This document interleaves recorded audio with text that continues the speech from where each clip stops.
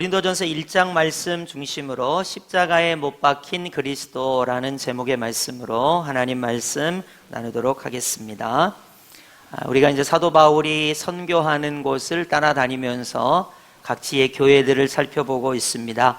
갈라디아 교회는 1차 선교 여행의 결과로 생겼는데 다른 복음 때문에 혼란이 있었습니다. 그래서 십자가에 못 박히신 예수님을 전하는 것이 진정한 복음이다, 이런 내용이 갈라디아서에 기록이 되어 있고요. 그리고 이제 2차 선교 여행의 결과로 빌립보 교회가 탄생이 되고, 빌립보서를 보시면 고난 가운데 기쁨을 가지는 것, 이것을 가지려면 그리스도 예수의 마음을 품어야 한다, 이런 내용이 전해졌고요. 그리고 3주간 있었던 데살로니가 지역에 교회가 세워졌는데 이곳의 믿음에 부족한 부분을 보충하기 위하여 데살로니가 전서 같은 경우 보면 예수님께서 강림하실 때에 관한 내용이 기록되어 있고, 먼저 그리스도 안에서 잠자는 자들이 부활하고, 그리고 예수님을 믿는 자들이 공중의 들림을 받아서 호련히 변화돼서 어린 양의 혼인잔치에 함께 참여하게 될 것이다, 이런 내용을 우리가 살펴보았습니다. 그리고 이제 2차 선교 여행의 마지막 지역인 고린도 지역에 와서 고린도 교회를 세우게 됩니다. 이 고린도 지역에서 세운 이 고린도 교회는 교회라고 부르심을 받았고 성도라고 부르심을 받습니다. 오늘 본문은 아닙니다만은 여러분이 가지고 계신 성경 1장 2절이나 또 1장 5절, 1장 7절을 보시면 이 고린도 교회에 편지를 썼다, 고린도 교회에 있는 성도에게 편지를 썼다 하는 것을 알 수 있고요. 특별히 고린도 교회에 풍부한 것이 무엇인가 말하자면 1장 5절 보시면 언변과 지식이 풍족하고, 1장 7절을 보시면 은사가 부족함이 없었다, 이런 표현을 씁니다. 각 교회마다 어떤 특징이 있겠습니다마는 고린도 교회는 언변, 말을 뛰어나게 잘했다는 것이고 지식이 풍족했다. 특별히 헬라 지역은 헬라 철학이 발원된 곳이기 때문에 지혜와 지식에 자부심이 있었던 곳이고요.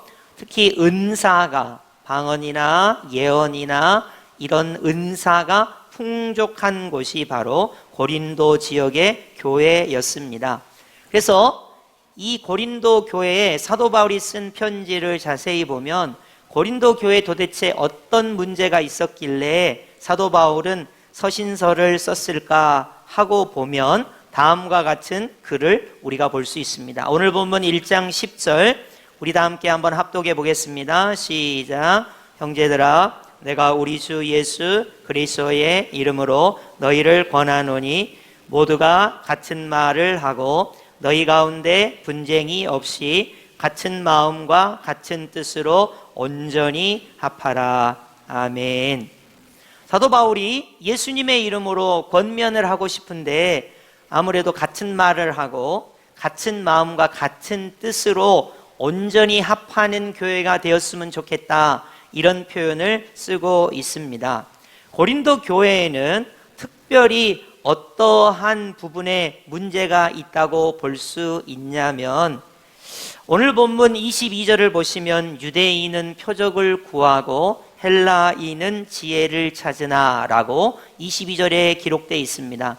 유대인들은 표적이 중요해, 헬라인들은 지혜가 중요해, 이러한 관점으로 접근을 하기 때문에 유대인으로서 고린도 지역에 사는 사람들은 표적이 대단히 중요하고, 헬라인으로서 자기들이 그 지방 토박이로서 고린도에 사는 사람들은 지혜를 중시 여겼습니다.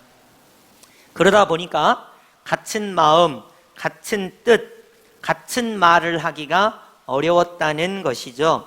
그래서 그 결과로 나타난 것이 분쟁이라는 것입니다. 오늘 보면 1장 11절 보시면 그에 대한 내용이 나오고 있죠. 내 형제들아, 글로에의 지편으로 너희에 대한 말이 내게 들리니 곧 너희 가운데 분쟁이 있다는 것이라. 사도 바울이 글로에라고 하는 집안 사람으로부터 전해 들었어요. 고린도 교회가 참 지혜도 있고 지식도 있고 은사도 풍족하고 언변도 풍부하지만 분쟁이 있다고 합니다라는 소식을 에베소에 있을 때 사도 바울이 들었다는 것입니다. 그래서 편지를 쓴 것이 고린도 전서가 되겠습니다. 그 분쟁의 내용을 보니까 다음과 같아요. 12절입니다. 우리 다 함께 합독해 보겠습니다. 시작. 내가 이것을 말하거니와 너희가 각각 이르되 나는 바울에게, 나는 아볼로에게, 나는 게바에게, 나는 그리스도에게 속한 자라 한다는 것이니. 아멘. 사실 이 고린도 교회의 분쟁이라는 것이 사람을 추종하는 부분의 분쟁의 주요한 모습이었습니다.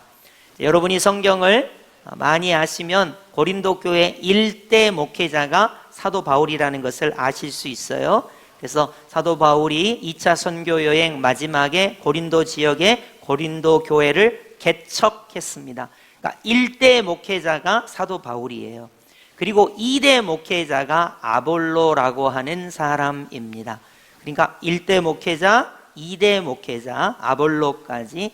그리고 예루살렘에는 그 유명한 예수님의 수제자인 게바, 베드로, 시몬 베드로가 딱 있습니다.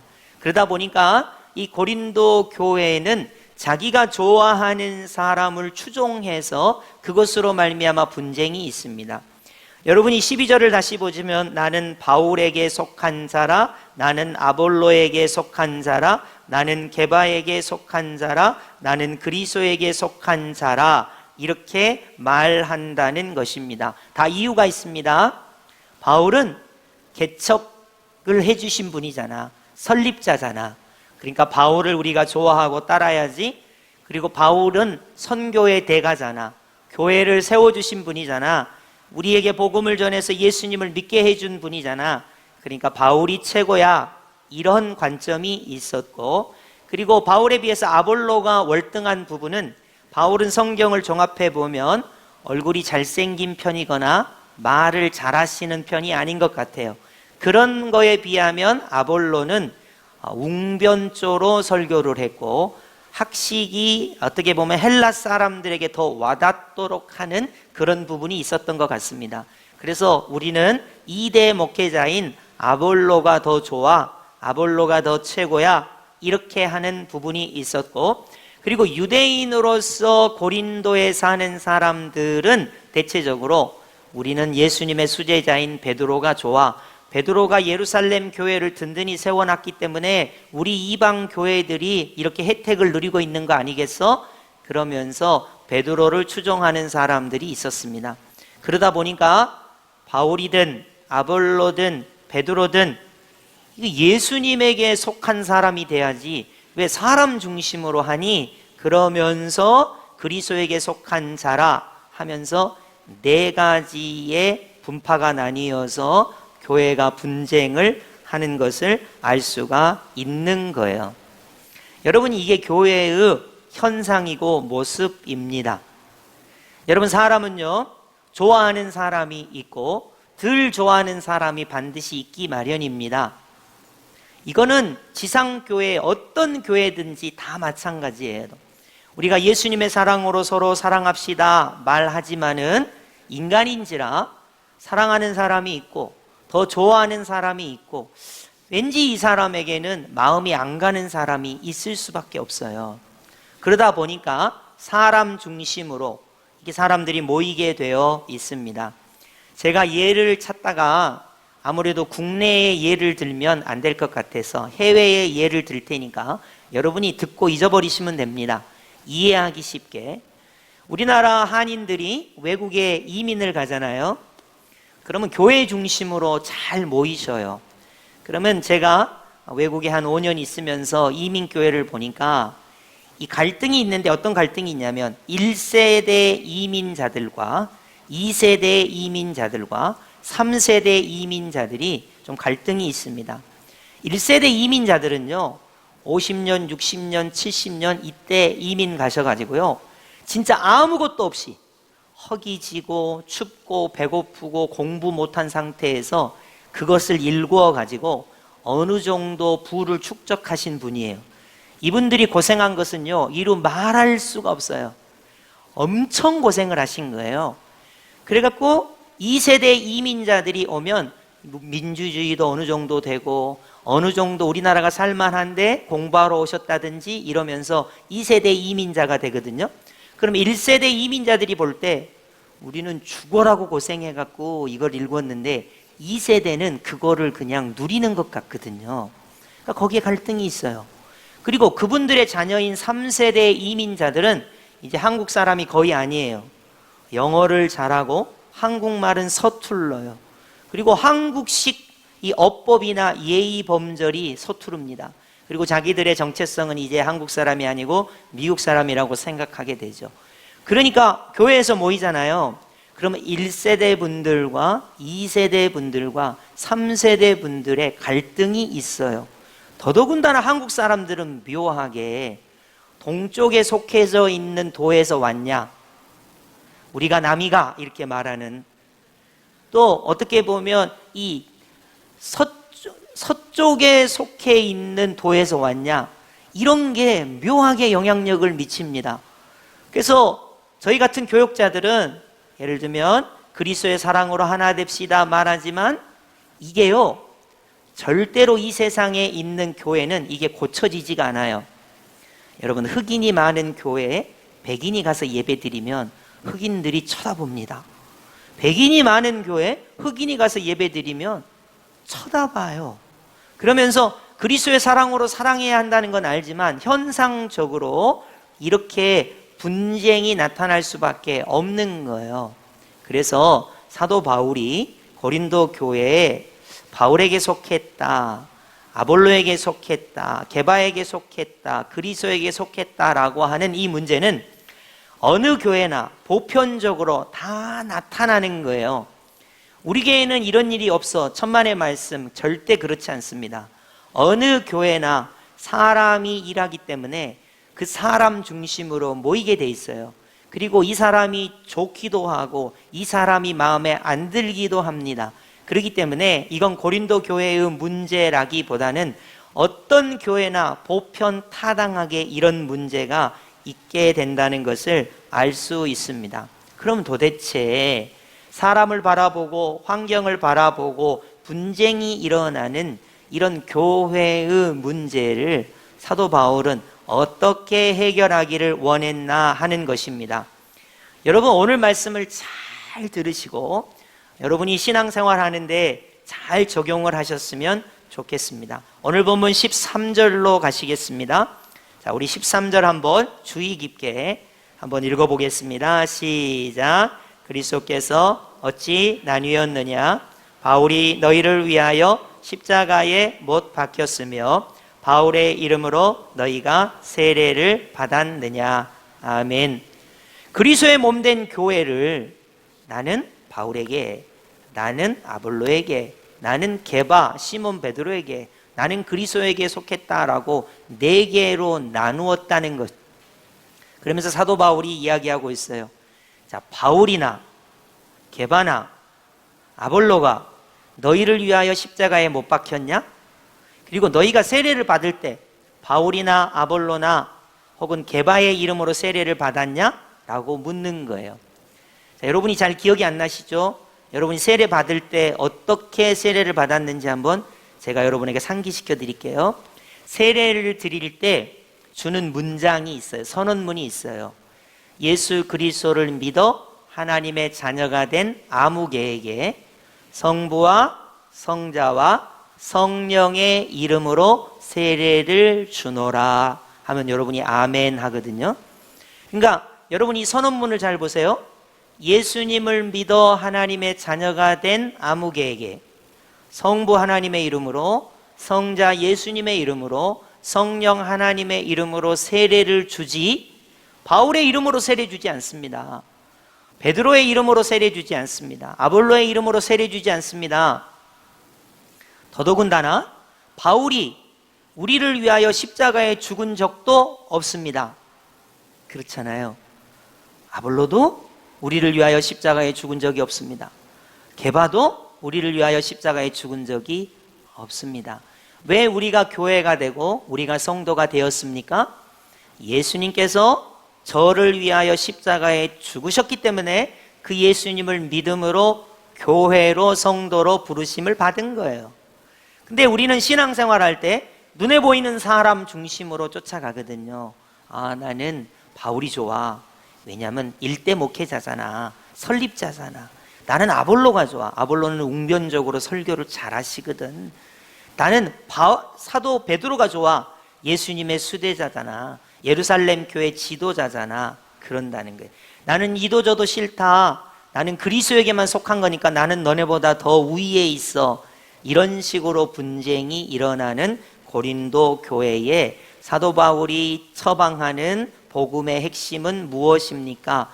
예수님께서 십자가에 죽으셨고 예수님의 이름으로 우리가 세례를 받았으므로 사람 중심으로 신앙생활하지 말고 그리스도 예수 중심으로 신앙생활하라는 거예요. 여러분, 이거를 우리가 명심 또 명심하셔야 합니다. 요즘 현대 그리스도인들은 영어를 써서 죄송합니다. 플로팅을 많이 합니다. 여기저기 옮겨 다니는 걸 많이 해요. 왜 옮겨 다니냐? 마음에 안 드는 게 너무 많거든요. 제가 기독교 단체에서 왜 옮겨 다니는지 그 퍼센티지 봤거든요. 대략 이래요. 목사님이 너무 정치적이라는 거예요. 정치 설교를 많이 하니까 마음에 안 들어. 또 목사님이 하는 게 마음에 안 들어요. 다 맞는 얘기예요. 다 틀린 얘기가 하나도 없습니다. 또 교회가 사랑이 없어 보이고 교회가 나에게 관심이 없고 그러니까 나는 이 교회 말고 다른 교회를 간다는 거예요. 여러분, 사실 성령과 지혜가 충만한 예루살렘 교회도 문제가 무지하게 많았습니다.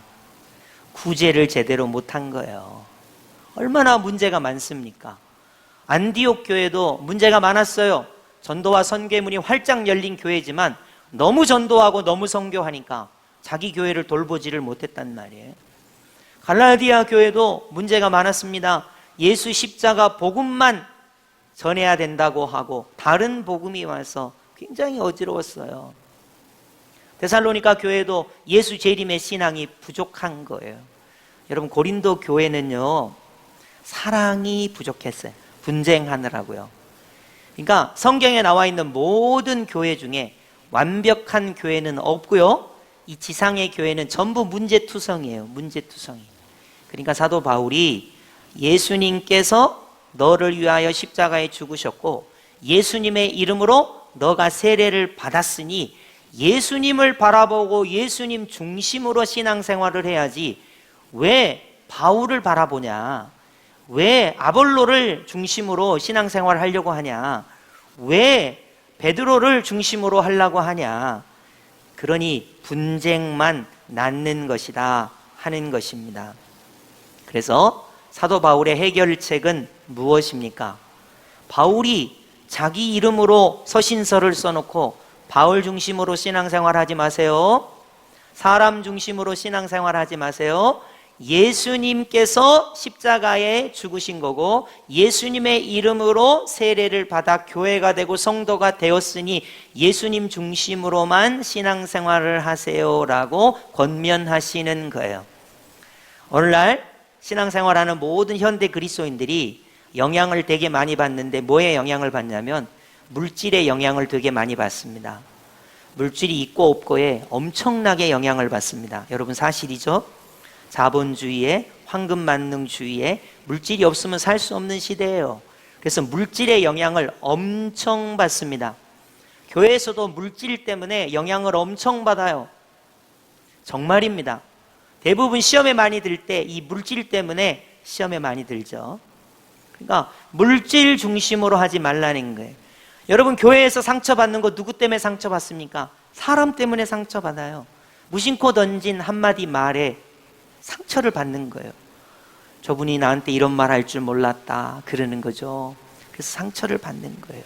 그러니까 이런 거를 다 종합해 보면 예수님 중심으로 신앙생활하는 게 아니라 그 눈에 보이는 거, 사람 중심으로, 물질 중심으로, 환경 중심으로, 관계 중심으로 신앙생활을 하려고 하다 보니까 이게 문제가 생기게 되는 거예요.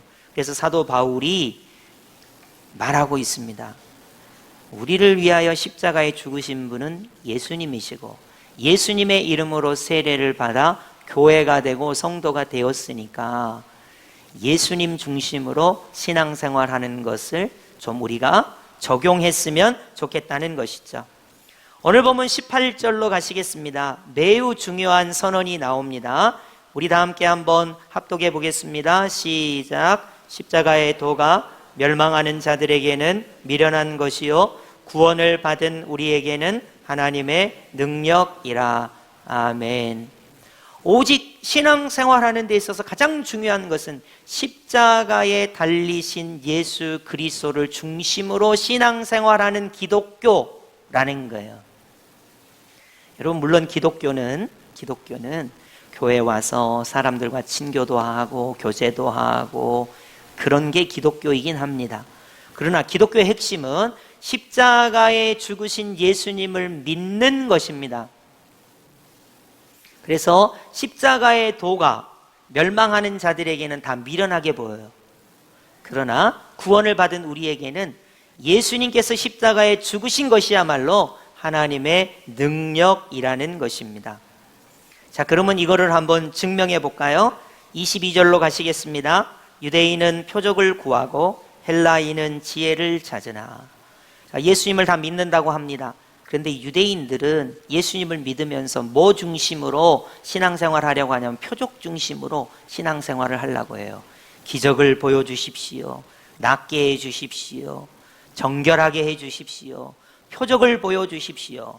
이거를 칼빈이 뭐라고 주석을 했냐면 유대인은 기적, 표적 자체에 빠져서 기적에, 표적에만 경탄했다. 그러나 유대인들은 어떤 기적에도 만족하지 않고 매일 끊임없이 새로운 기적들을 찾아 헐떡거렸다. 이렇게 칼빈이 주석을 하고 있어요. 기적, 표적 하다 보니까 정작 중요한 누가 빠졌냐면 예수님은 빠진 거예요. 그리고 반면에 헬라인은 지혜를 구합니다. 우리는 고린도 사람이야. 우리는 아테네 사람이야. 우리에게서 철학이 나왔어. 지혜가 중요해. 지혜, 지식. 이렇게 강조하다 보니까 지혜를 찾고 지식을 찾다 보니까 정작 중요한 누가 빠지냐면 예수님께서 빠지시는 거예요. 그러니까 유대인은 표적을 구하다가 예수님이라고 하는 하나님의 능력을 잊어버리게 되고 헬라인은 지혜, 지식을 구하다가 예수님이라고 하는 하나님의 능력을 놓치게 된단 말이에요. 마찬가지로 우리가 적용해 볼까요? 물질만 너무 추구하다 보면 예수님을 믿는다고 하면서 물질과 예수님과의 관계에서 물질을 막 맹신하게 되어 있어요. 여러분이 어떤 사람을 너무 추종하게 되면 예수님께서 십자가에 죽으시고 예수님의 이름으로 세례를 받았는데 그 사람을 맹신하고 추종하게 되어 있는 거예요. 그래서 사도 바울이 이야기합니다.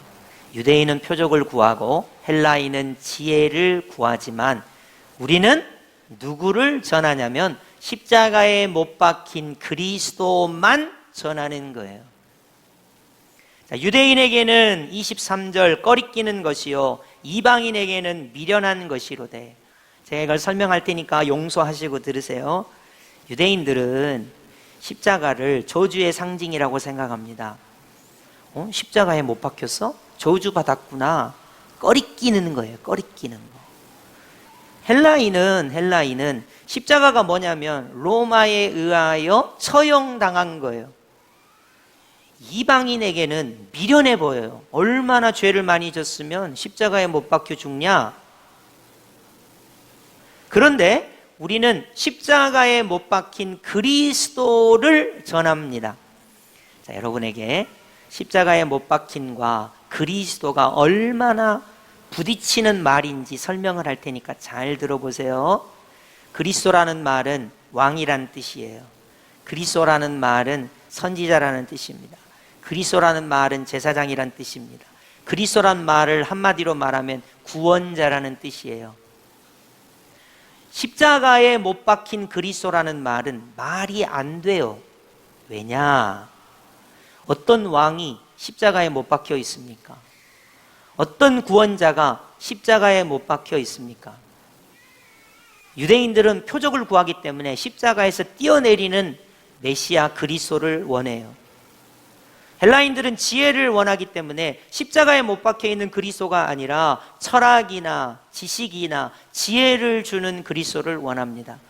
그렇기 때문에 이 사람들에게 있어서 십자가는 유대인들에게는 거리끼는 거예요. 저주의 상징이니까. 그리고 로마에 의하여 처형당한 십자가이기 때문에 미련하게 보인단 말이에요.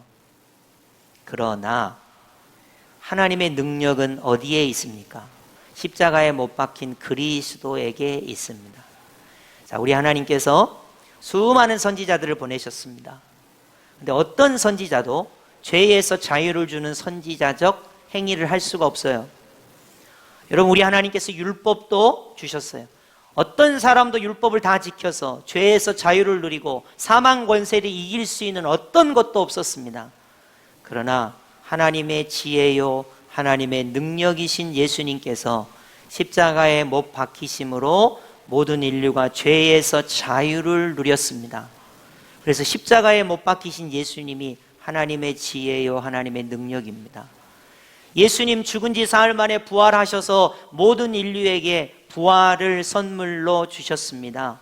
그래서 하나님의 능력과 하나님의 지혜는 십자가에 못 박히신 예수님이라는 거예요. 그러나 유대인이 생각하는 표적, 헬라 사람들이 생각하는 지혜로 보면 십자가에 못 박힌 그리스도는 거리끼는 것이나 혹은 미련한 것으로 보입니다. 여러분, 오늘날에도 유교적인 사람들은 조상 숭배하는 게 지혜로운 것처럼 느끼는 사람들이 있어요.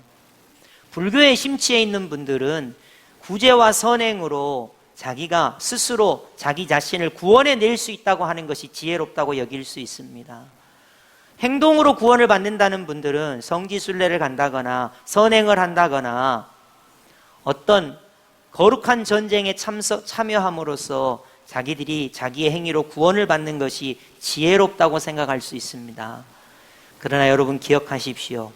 하나님의 지혜와 하나님의 능력은 오직 십자가에 못 박힌 그리스도로만으로 하나님의 지혜고 하나님의 능력입니다. 왜 예수님이 십자가에 못 박히셔야만 했을까요? 하나님의 지혜, 하나님의 능력은 그리스도가 십자가에 못 박혀야 우리가 죄에서 구원을 받을 수 있었기 때문이에요. 그리스도가 부활을 먼저 이루셔야 우리가 부활에 동참할 수 있기 때문입니다.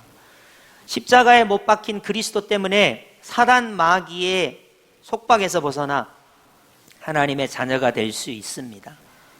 그리고 모든 고난과 역경 속에서 십자가에 못 박히신 그리스도를 믿음으로 구원을 받을 수 있는 거예요. 그래서 성경에서 말한 하나님의 지혜, 하나님의 능력은 십자가에 못 박히신 그리스도밖에 없습니다. 그래서 사도 바울이 말하는 거예요. 왜 십자가에 못 박히신 그리스도 중심으로 신앙생활을 못하고 바울을 바라보냐는 거예요. 아볼로를 바라보냐는 거예요. 개발을 바라보냐는 거예요. 왜 사람을 바라보냐는 거예요. 왜 물질만 바라보냐는 거예요. 왜 건강만 중심으로 생각하냐는 거예요. 왜 관계 중심으로만 생각하냐는 거예요. 왜 역학적으로 어떻게 돼야 되느냐 이런 것만 생각하냐는 거예요. 신앙은 그런 게 아닙니다. 십자가에 못 박히신 그리스도 중심으로 신앙생활하는 것입니다. 여러분, 이것을 여러분이 반드시 기억하셔야 됩니다. 우리는 매일의 삶에서 갈등을 겪습니다. 건강 문제로, 물질 문제로, 관계 문제로 여러분이 갈등을 겪어요. 그러다 보니까 그게 너무 우리한테 영향을 끼쳐요. 여러분이 교회에 오시면 사람만 보이는 거죠. 그러니까 사도 바울이 이 고린도 교회 이야기를 하는 거예요. 하나님의 지혜, 하나님의 능력은 신앙생활하는 가장 중요한 것은 십자가에 못 박히신 그리스도를 바라보는 것입니다. 이것이 신앙생활의 가장 중요한 것입니다. 그래야 십자가에 못 박히신 그리스도를 바라보고 신앙생활해야 저 사람이 나하고 1세대도 아니고 2세대도 아니고 3세대도 아닌데, 동쪽 사람도 아니고 서쪽 사람도 아니고 하얀 사람도 아니고 검은 색깔도 아니고 황인족도 아니지만 십자가에 달리신 예수님을 중심으로 해야 그 예수님의 사랑을 내가 실천할 수 있는 거예요. 그렇지 않으면 저 사람은 동쪽 사람, 저 사람은 서쪽 사람, 저 사람은 북쪽 사람, 저 사람은 남쪽 사람, 저 사람은 하얀 색깔, 저 사람은 황인 색깔, 저 사람은 검은 색깔. 이렇게 하면요, 나는 바울에게, 나는 아볼로에게, 나는 게바에게, 나는 그리스도에게 속한 것이다 라는 그런 교회의 모습이 나타나게 된다는 것입니다. 그래서 24절 여러분 확인하겠습니다. 우리 합독해 보겠습니다. 시작. 오직 부르심을 받은 자들에게는 유대인이나 헬라인이나 그리스도는 하나님의 능력이요 하나님의 지혜니라. 아멘. 부르심을 받은 사람은, 유대인은 표적을 구하지만 그거 추종하지 말고, 헬라인은 지혜를 구하지만 그렇게 하지 말고, 우리는 돈을 추종하지만 그러지 말고, 건강이 제일 중요하지만 그러지 말고, 세상에서 성공하는 게 제일 중요하지만 그러지 말고, 나의 성향이나 남성성이나 여성성이나 보수주의나 혹은 자유주의나 그러지 말고, 하나님의 지혜요 하나님의 능력이신 십자가에 못 박히신 그리스도 중심으로 신앙생활을 해야 된다. 여러분, 십자가에 못 박히신 그리스도 중심으로 신앙생활하면 내가 예수님의 사랑을 실천해야 되겠다, 이렇게 실천할 수 있는 거예요. 그래서 믿음, 소망, 사랑 이 세 가지는 항상 있을 것인데 그 중에 제일은 사랑이라, 이렇게 적용할 수가 있는 거거든요.